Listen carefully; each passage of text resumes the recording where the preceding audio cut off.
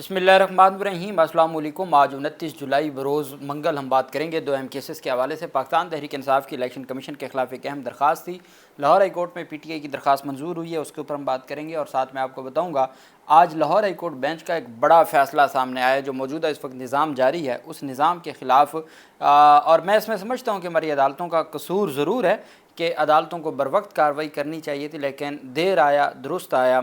अब अदालत की जानिब से जो कार्रवाई की गई उसके ऊपर भी हम बात करेंगे। सलमान अकरम राजा साहब ने आज बहुत अहम जो उनकी जानिब से तफसीलात सामने लाई गई हैं वो भी मैं आपके साथ शेयर करूंगा। सबसे पहले मैं आपको बताता चलूं कि शुगर माफिया के ख़िलाफ़ आज पाकिस्तान तहरीक इंसाफ के आमिर डोगर ने पब्लिक अकाउंट्स कमेटी के इजलास में आईना दिखाया तो हुकूमती इत्तेहाद को बुरा लगा और उन्होंने फिर माजरत करने का कहा कि जी आप माजरत करें, ऐसे नहीं चलेगा। हुआ ये कि आमिर डोगर ने आज कुछ ऑडिटर जनरल ऑफ पाकिस्तान ने कहा कि ये जो हालिया हेर फेर हुआ है ना कीमतों में, ये जो इन्हीं चंद हफ्तों में 300 अरब रुपए हालिया, ये ऑडिटर जनरल ऑफ पाकिस्तान की रिपोर्ट में आपके सामने रखने लगा हूँ कि 300 अरब रुपए हालिया दिनों में जो कीमतों में हेर फेर किया है शुगर मिल्स मालकान ने 300 अरब रुपए। यार कितना खाएंगे इस गरीब आवाम को। सिर्फ चीनी में, सिर्फ शुगर का जो इस हालिया दिनों का हेर फेर है 300 अरब रुपए खाए। पार्लियामेंट की अच्छा उसमें ये ऑडिटर जनरल ऑफ पाकिस्तान ने दी रिपोर्ट दी, उसके ऊपर आमिर डोगर ने फिर क्लास लगा ली। उन्होंने कहा कि सबसे बड़ा माफिया पहले नंबर पे आसिफ जरदारी है शुगर माफिया का, दूसरे नंबर पे जो जिनका बिज़नेस है शुगर का सबसे बड़ा बिज़नेस आसिफ जरदारी का है, दूसरे नंबर पे जहांगीर तरीन का है, तीसरे नंबर पे शरीफ ख़ानदान का है। और किसका है और कौन? पैसे तो खुद ही खाए जा रहे हैं।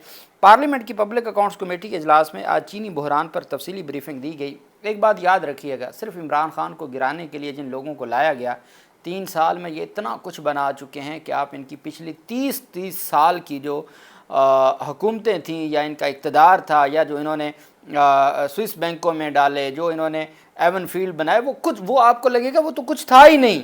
सिर्फ एक इमरान खान के बुक्स में 3 सालों में मुल्क को इतना पीछे धकेल दिया गया है कि शायद हम कभी जो ये फुलफ़िल कर सकें दोबारा से इस गैप को। इतना जुल्म हुआ है, हर सेक्टर में यही जुल्म है।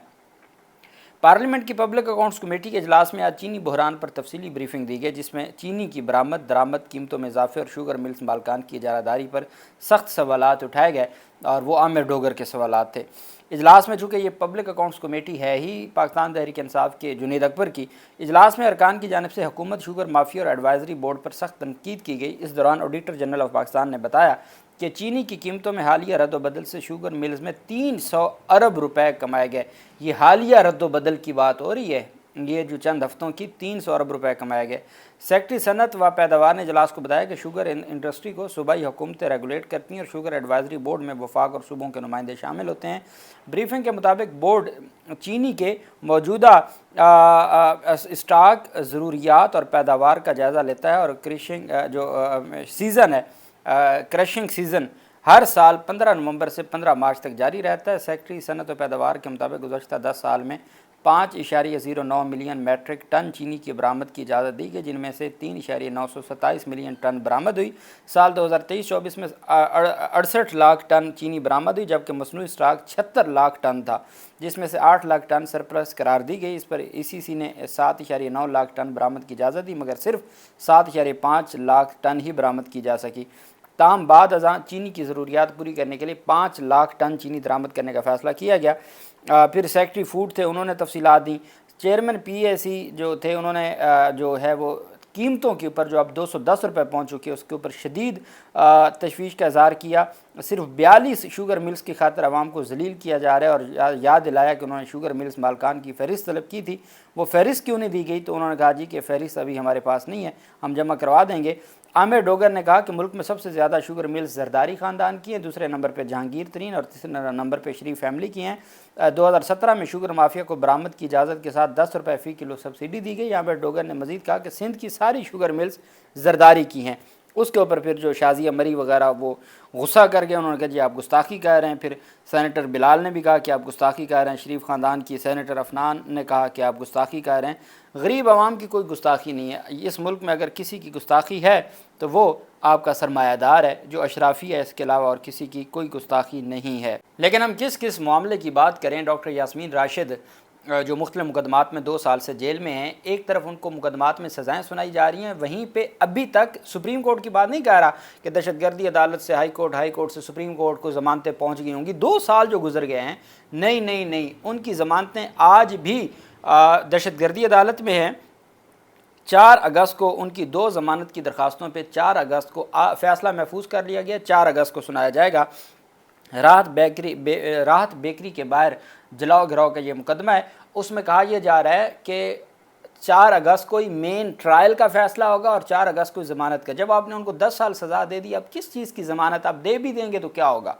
اور وہ بھی نہیں دی جا رہی، بجائے اس کے نا کہ دے دی جاتی، وہ بھی ابھی تک نہیں ہوئی، اور عدالت نے 4 اگست کے لیے فیصلہ محفوظ کیا ہے ڈاکٹر یاسمین راشد کی 2 ضمانت کی درخواستوں پر، اور یہ لمبے عرصہ سے چونکہ زیر التوا تھیں ضمانت کی درخواستیں، تو عدالت نے فیصلہ محفوظ کرتے ہوئے 4 اگست کو سنایا جائے گا۔ ساتھ پاکستان تحریک انصاف کہتی ہے کہ 4 اگست کو انہی مقدمات میں ٹرائل کا بھی فیصلہ آنے کا امکان ہے۔ یہ ساری صورتحال ہے۔ وہیں پہ سلمان اکرم راجہ صاحب کی جانب سے جو آج اہم گفتگو کی گئی ہے موجودہ حالات سے متعلق، اور عمران خان کی جو کال ہے 5 اگست کی کال، اس سے متعلق وہ انتہائی اہم ہے۔ پاکستان تحریک انصاف کے جنرل سیکرٹری سلمان اکرم راجہ نے آج اناؤنس کیا ہے کہ 5 اگست کا احتجاج عوام کے لیے عمران خان کی کال ہے۔ سلمان اکرم راجہ نے کہا یہ احتجاج اس نظام سے بیزاری کے لیے کیا جا رہا ہے، پاکستان کے ہر گاؤں، چوک اور گلی میں احتجاج کیا جائے گا۔ آرٹیکل 15، 17 اور 19 کے تحت پرامن احتجاج کرنا ہر شہری کا حق ہے۔ جس طرح الیکشن لوٹا گیا، ممبران کو نااہل کیا گیا، اس کے خلاف احتجاج ہوگا۔ کیسز میں پھرتی دکھا کر نااہل کیا جا رہا ہے اور جیلوں میں ڈالا جا رہا ہے۔ سلمان اکرم راجہ نے کہا کہ ایک طرف پریس کانفرنس کرنے پر چھوڑا جاتا ہے تو دوسری طرف سزا دی جاتی ہے۔ پارٹی ورکرز اور تنظیم مل کر اپنی آواز بلند کریں گے۔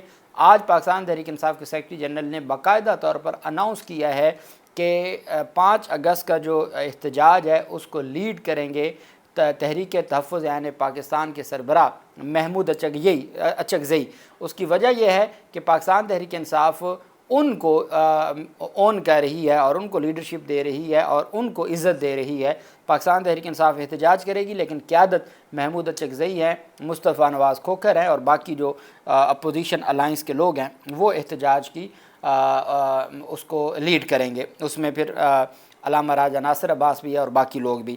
تو یہ فیصلہ کیا گیا ہے اور جھوٹے مقدمات میں لوگوں کو گھروں سے اٹھایا جا رہا ہے۔ ہم پھر بھی اپنی جگہ کھڑے ہیں، احتجاج سے متعلق تمام فیصلے آئین اور قانون کے مطابق ہوں گے۔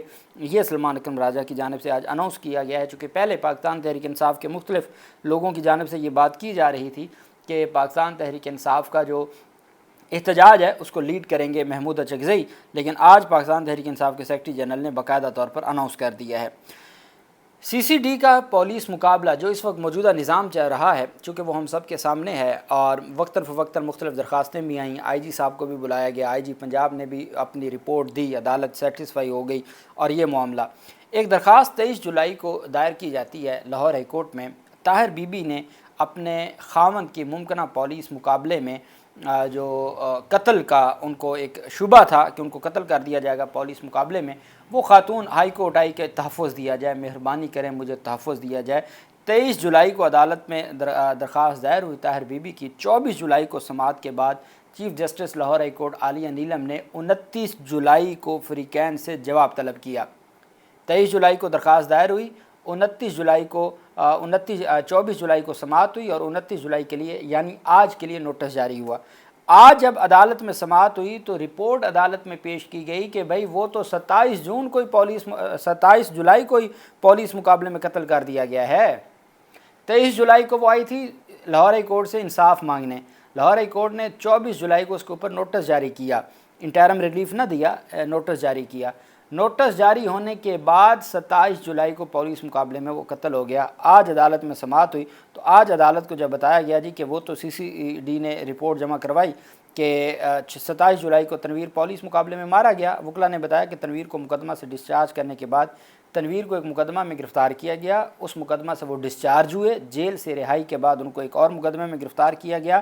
سرکاری وکلا نے کہا کہ رہائی کے بعد ایک اور مقدمہ میں تنویر کو گرفتار کیا گیا۔ چیف جسٹس نے کہا جب وہ گرفتار تھا تو اس وقت پولیس نے نئے مقدمے میں گرفتاری کیوں نہ ڈالی کہ آپ پہلے انتظار کرتے رہے، جو PTI کے ساتھ ہوا، جو عمران خان کے ساتھ ہوا، 7 ماہ کے بعد 9 مئی کے مقدمات میں گرفتاری ڈالی گئی۔ تو لاہور ہائی کورٹ نے کہا کہ آپ نے جب وہ بندہ پہلے ہی گرفتار تھا، آپ نے اس کی گرفتاری نہیں ڈالی، وہ اس مقدمے سے ڈسچارج ہو گیا، وہ جیل سے رہا ہوا، رہائی کے بعد آپ نے اس کو دوسرے مقدمے میں گرفتار کیا، کیوں آپ نے گرفتار کیا؟ چیف جسٹس نے کہا جب تنویر کو پولیس مقابلے میں مارا گیا اس وقت موقع پر کون کون سے پولیس افسر موجود تھے؟ چیف جسٹس نے کہا ڈیڈ باڈی کہاں پر ہے؟ چیف جسٹس نے کہا تمام کے تمام سوالات کے جوابات لے کے عدالت میں پیش ہوں۔ وکیل نے بتایا کہ شوہر کی بازیابی کے لیے ہائی کورٹ سے رجوع کرنے والی خاتون طاہرہ بی بی بھی منظر عام سے غائب ہے۔ یہ آج لاہور ہائی کورٹ کو بتایا گیا اور جسٹس عالیہ نیلم صاحبہ کو کہ جی ایک تو جو درخواست گزار ہے وہ بھی غائب ہے اور ان کا جو خامند ہے وہ آج رپورٹ آ گئی کہ 27 جولائی کو وہ بھی اس کو بھی قتل کر دیا گیا ہے، پولیس مقابلے میں وہ قتل ہو چکا ہے۔ تو لاہور ہائی کورٹ نے 3 سوالات اٹھائے ہیں۔ پہلی بات تو یہ ہے کہ جب بندہ پہلے ہی آپ کے پاس گرفتار تھا تو آپ نے دوسرے مقدمے میں اس وقت گرفتاری کیوں نہیں ڈالی تھی؟ دوسرے نمبر پر جب پولیس مقابلہ ہوا تو کون کون سے افسران موقع پر موجود تھے؟ تیسرا سوال کہ ڈیڈ باڈی کہاں ہے ملزم کی، وہ بھی عدالت نے رپورٹ طلب کر لی ہے اور عدالت اب دیکھیں کہ کل اس معاملے کے اوپر کیا ڈیسائیڈ کرتی ہے اور کس طریقے سے یہ معاملہ آگے بڑھتا ہے۔ وہیں پہ جو دوسری پیشرفت سامنے آئی ہے وہ پاکستان تحریک انصاف کے جمشید دستی کی نااہلی کا کیس تھا۔ یہ اس وجہ سے بھی اہم کیس ہے کہ الیکشن کمیشن آف پاکستان کا جو نااہل کرنے کا اختیار ہے اس کے اوپر پاکستان تحریک انصاف پہلے ہی سوالات اٹھا رہی ہے۔ جن سینیٹر کو، ایم این اے، ایم پی اے کو 9 مئی کے مقدمات میں ان کو سزائیں ہوئیں اور اس کے بعد پھر عدالت کی جانب سے کہا گیا کہ جی الیکشن کمیشن آف پاکستان ان کو نااہل قرار دیا، تو اس معاملے کے اوپر بھی پاکستان تحریک انصاف ہائی کورٹ جا رہی ہے۔ یہ کیس اس وجہ سے اہم ہے کہ یہ بھی آرٹیکل 63 کے تحت جو نااہلی ہے اس سے متعلق ہے۔ ایک درخواست دائر کی گئی تھی 2 دن پہلے اور یہ درخواست تھی جمشید دستی کی کہ مہربانی کریں میری درخواست کو سماعت کے لیے مقرر کریں، فل بینچ بنائیں۔ اس کی وجہ یہ ہے کہ اگر ضمنی انتخابات کا پروسیس مکمل ہو جانا ہے یا وہ پروسیس شروع ہو جانا ہے تو اس کے بعد صرف اور صرف عوام کا پیسہ لگنا ہے، اس کے علاوہ کچھ نہیں ہونا۔ دوسرا یہ ہے کہ آئینی سوالات اٹھائے گئے تھے جس پر جسٹس صداقت علی خان نے یہ معاملہ فل بینچ کو بھجوایا تھا کہ اس میں آئینی سوالات ہیں، اس میں جو بڑے پیچیدہ قانونی اور آئینی سوالات ہیں، اس وجہ سے فل بینچ کے لیے بھجوایا گیا تھا۔ جمشید دستی کی جلد سماعت اور فل بینچ کی تقرری کی درخواست منظور کرتے ہوئے چیف جسٹس عالیہ نیلم صاحبہ نے 3 رکنی بینچ بنا دیا ہے۔ Chief justice Lahore high court کی سربراہی میں 3 رکنی بینچ کل 30 جولائی کو سماعت کرنے جا رہا ہے۔ جسٹس خالد اسحاق اور جسٹس حسن نواز مخدوم یہ دونوں ایڈیشنل ججز ہیں جو ابھی حال ہی میں جو اپوائنٹ ہوئے ہیں، لیکن آئینی معاملات کے حوالے سے ان کو ایک عبور حاصل ہے۔ خالد اسحاق صاحب اسپیشلی اور پھر جسٹس حسن نواز جو مخدوم ہیں وہ اس بینچ کا حصہ ہیں، اور ہمارے جو خالد اسحاق صاحب تو حال ہی میں اپوائنٹمنٹ سے پہلے وہ ایڈوکیٹ جنرل پنجاب بھی رہے ہیں۔ تو یہ 3 رکنی بینچ ہے جو کل سماعت کرنے جا رہا ہے، فل بینچ ہے، اور یہ وہ معاملات اگر کل سٹے آرڈر ہو گیا الیکشن کمیشن کے اس پر اور ضمنی انتخابات سے روک دیا گیا تو اس کے بعد پھر معاملہ بڑا دلچسپ ہو جائے گا۔ کل لاہور ہائی کورٹ میں یہ سماعت ہے فل بینچ میں۔ اللہ پاک پاکستان کا حامی و ناصر ہو۔ بہت شکریہ، اللہ حافظ، پاکستان زندہ باد۔